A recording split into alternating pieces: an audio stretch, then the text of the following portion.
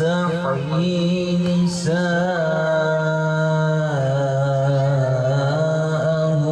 إنه. Buradan vicdanı olan bütün vekillere sesleniyoruz.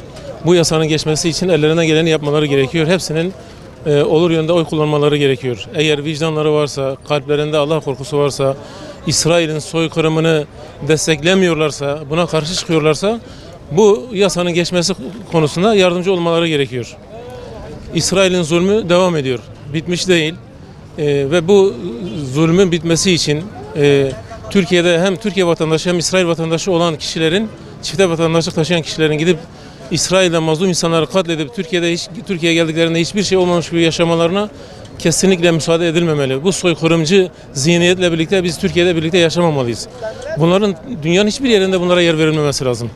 Sadece Filistin'de değil, dünyanın herhangi bir yerinde eğer çifte vatandaşları varsa, gidip orada savaşıyor, bir mazlumları katlediyorlarsa ve tekrar gelip Türkiye'de hiçbir şey olmamış gibi yaşıyorlarsa bu vicdansızlıktır.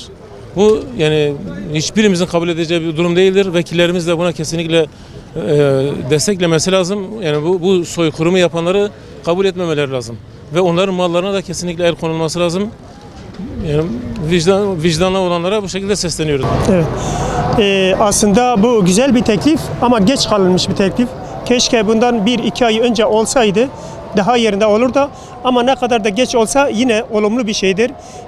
Bizim hükümete ve meclisteki bütün milletvekillere çağrımız bu yasaya destek versinler ve bu yasayı geçtiler. Belki başka ülkeler de bunu örnek alarak diğer Müslüman ülkelerde hatta Müslüman olmayan ülkelerde bunu örnek alarak kendi çifte vatandaş olan kendi ülkesinde gidip İsrail'de bu Filistinli Gazze'deki çocuk ve kadınları eden bu teröristlere belki onlar da bu kararı örnek alarak onlara karşı bir tepki olur. Bir caydırıcı olur. Bundan sonra hiç kimse öyle yapmaz. Bu şeyden vazgeçerler inşallah. Ben çağrım orada bulunan bütün siyasi partiler bunlara destek verilmesi. Hani sağı solu düşünmeden. Çünkü bu sağ sol davası değildir. Bu ümmetin davasıdır. Bu Müslümanlar davasıdır. Ben Müslümanım diyen herkes buna destek verilmelidir.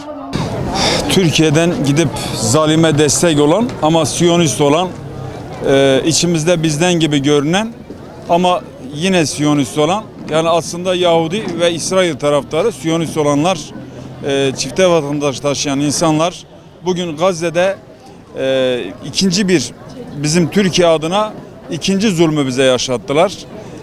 Bu da tabii affedilecek bir hadise değil. Biz burada Hüdapar'ı STK olarak tabii ki destekliyoruz. Mecliste sundukları bu önergenin bir an önce yasalaşmasını elbette istiyoruz ki bunlar ya bu ülkeye adımlarını daha atmasınlar. Atmasınlar ki bundan sonra daha yaşanacak olan belki daha nice mezalimler olacak ama içimizdeki zalimler buna ve içimizde bu işe yeltenenler tevessül etmesinler diyoruz. Hüdapar'ı bu manada tebrik ediyoruz bu işe öncülük ettiklerinden dolayı. İnşallah devlet de hükümet de bu konuda gerekli adımı atar.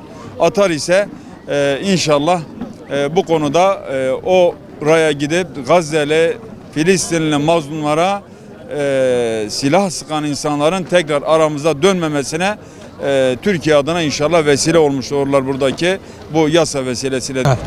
Öncelikle böyle bir teklifi Hüdapar sunduğu için ona teşekkür ediyoruz, müteşekkiriz.